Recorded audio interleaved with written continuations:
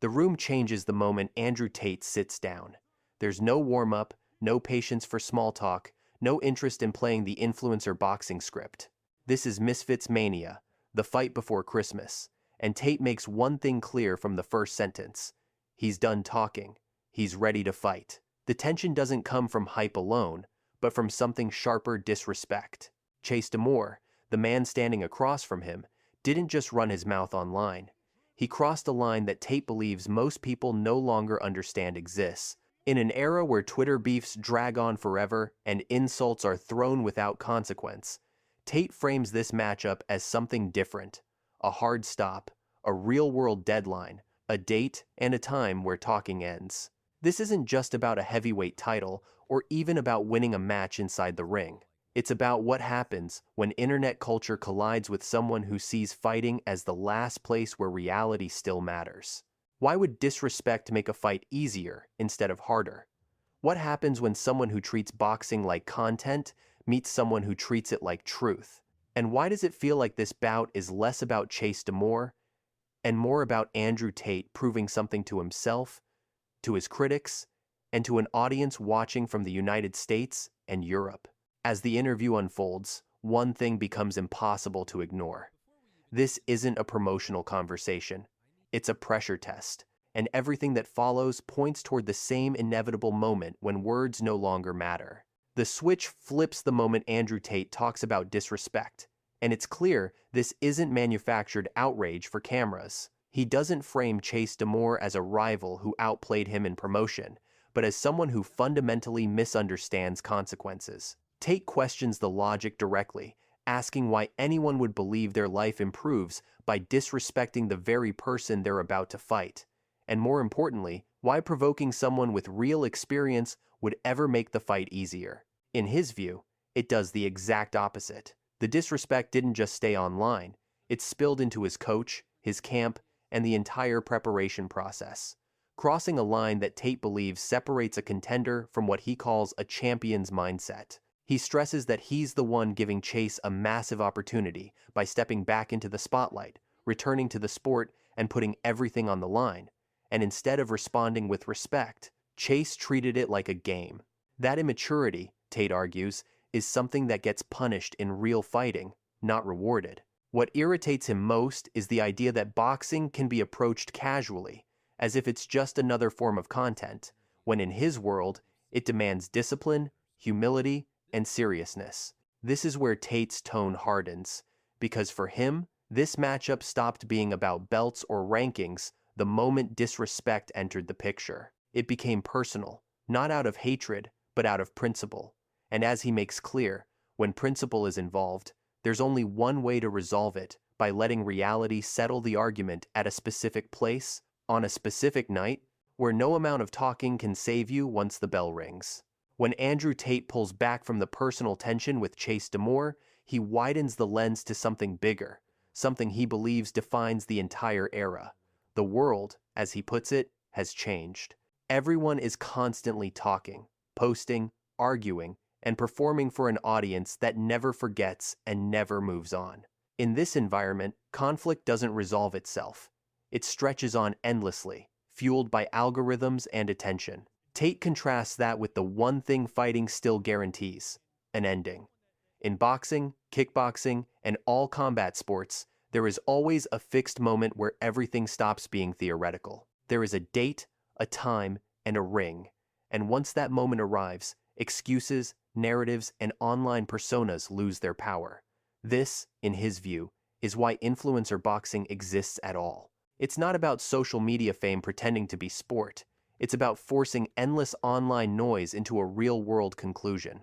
Tate describes it as a cure for never-ending Twitter beef, a way to compress months or years of insults into a single night where reality delivers a verdict. That idea excites him, because it strips away performance and exposes truth. You can talk endlessly online, but when that final moment arrives, your conditioning, your discipline, and your mental strength are the only things that matter. This is also why he seems almost relieved to be here, because unlike the internet, the ring doesn't argue back. It simply reveals who prepared and who didn't. As Tate leans into this point, The conversation naturally shifts from the chaos of the online world to a deeper question. If everything ends on fight night, then why does someone who already has money, fame, and recognition still feel compelled to step into that moment of truth? When the question finally lands, why keep fighting when you already have money, fame, and everything most people spend their lives chasing? Andrew Tate doesn't hesitate, and his answer strips away any illusion that this is about business or image. He frames fighting as something innate, something you're either born with or you're not, arguing that the best fighters on the planet all share this same unexplainable pull. They don't step into the ring because they need another paycheck or another headline. They do it because fighting is part of how they understand themselves. Tate reminds the audience that he was fighting when he had nothing at all, and now that he has everything, the impulse hasn't faded.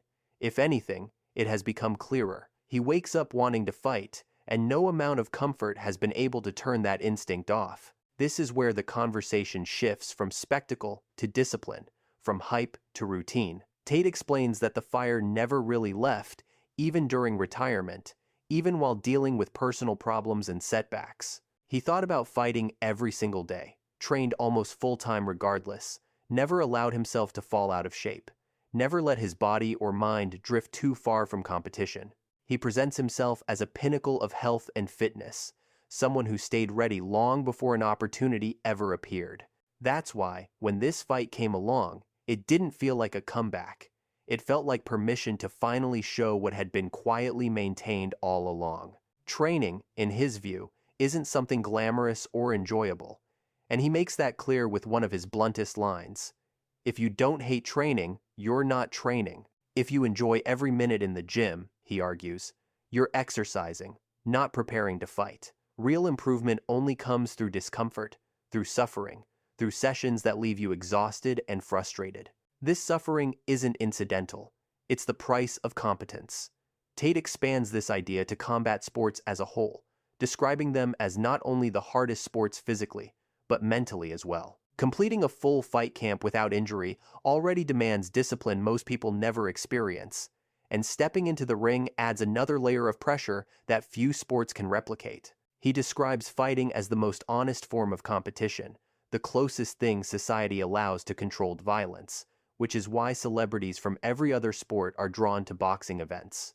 In his mind, many sports are diluted versions of conflict, games designed to simulate victory without true risk, while fighting removes those buffers entirely. You don't score points into a net. You face another human being trying to break you down. This is the core of why Tate believes fighting reveals truth so efficiently. As he speaks, it becomes clear that this fight isn't fueled by boredom or ego, but by a lifelong habit of testing limits. And as the interviewer pushes further, the focus begins to shift toward what this camp has taught him about himself, and why he believes the universe keeps demanding proof rather than promises. When Andrew Tate is asked what this camp has actually taught him, his answer moves away from technique and straight into identity. He says the preparation didn't reveal something new, but confirmed what he already believed about himself, and that distinction matters. In his mind, people who are handed large platforms aren't rewarded by accident. They are tested by pressure. Tate frames his life over the past few years as exactly that kind of test.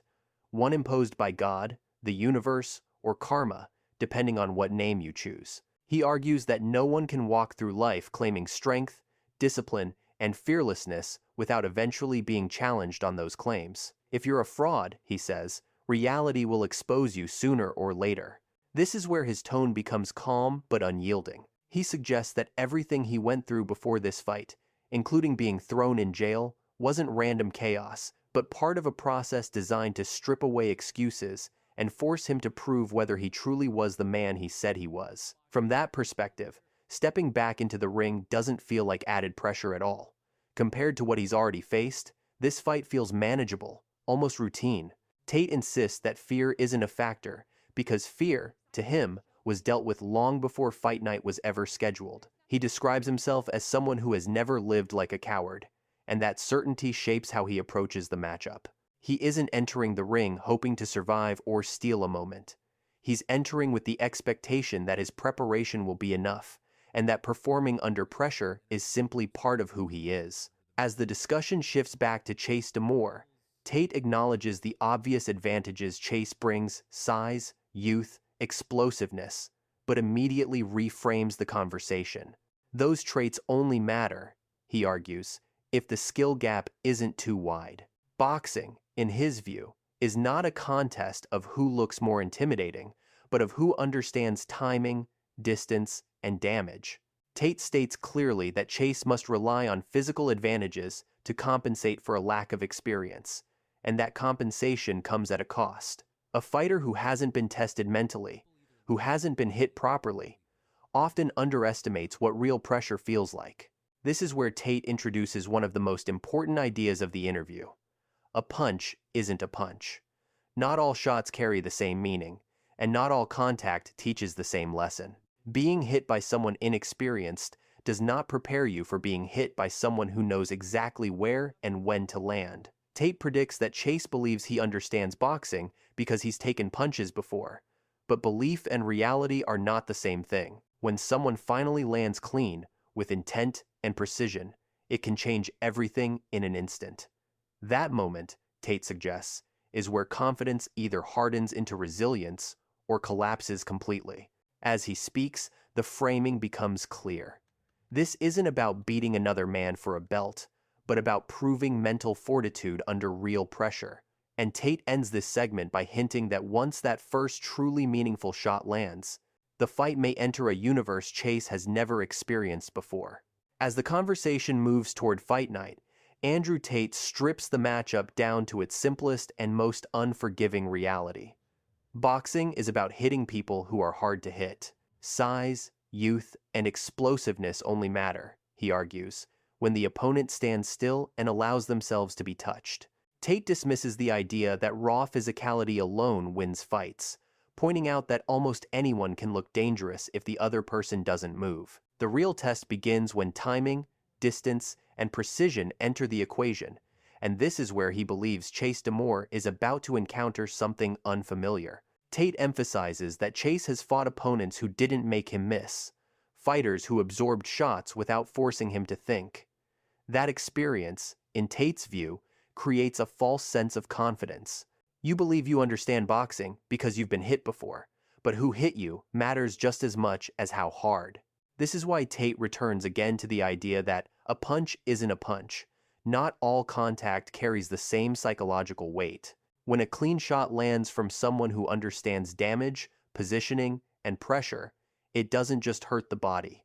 It rewrites expectations. Tate predicts that once Chase feels that difference, the fight will shift instantly, because everything he thought he knew about taking punches will be tested in real time. From there, the interviewer presses him on longevity, asking whether this is a one-off appearance or the beginning of something longer. Tate's answer is direct. He'll fight as long as his body allows it. He describes feeling healthy, sharp, and medically cleared, referencing extensive testing and emphasizing that he feels closer to 28 or 29 than his actual age. He stresses that he's never relied on artificial shortcuts, never taken steroids, and that his physical condition still allows him to make opponents miss and land clean shots.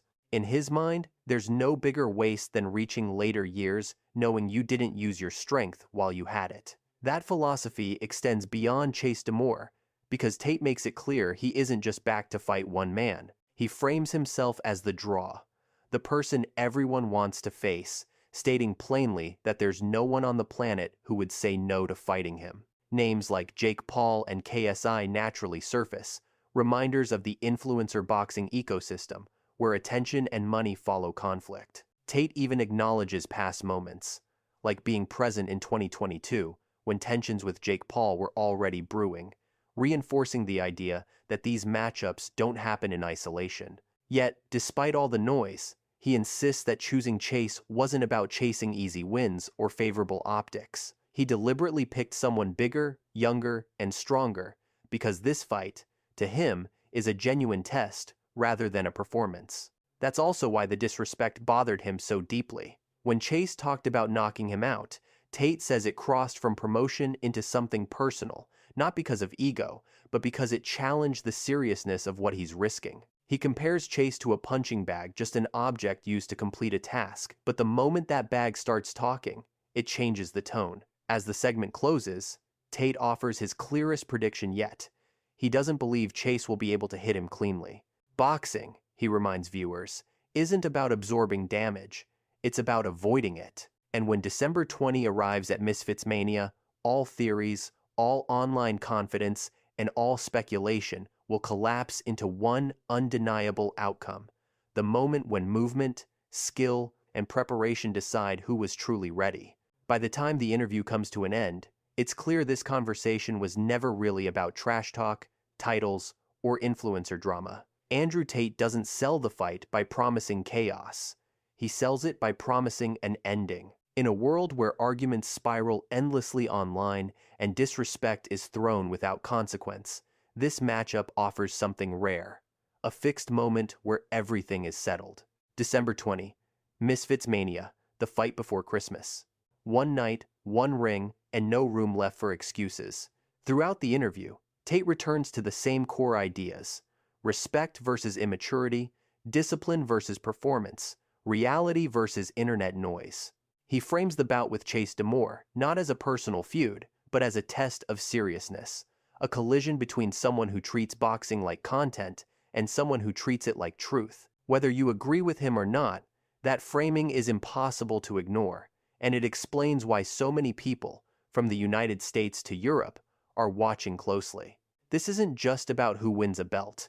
It's about what happens when confidence meets consequence, when online narratives are forced into a space where movement, timing, and preparation matter more than words. Tate insists the fight is ultimately me versus me, a chance to prove consistency under pressure and to show that discipline doesn't disappear when comfort arrives. The bell will ring, and in that moment, all speculation becomes irrelevant. So the real question isn't who talked better during the build-up or who looked more intimidating on camera. The question is simple: when the deadline arrives and reality takes over, who was actually prepared? Because on fight night, there's no algorithm, no comment section, and no way to talk your way out of what happens next. Only the outcome that decides everything.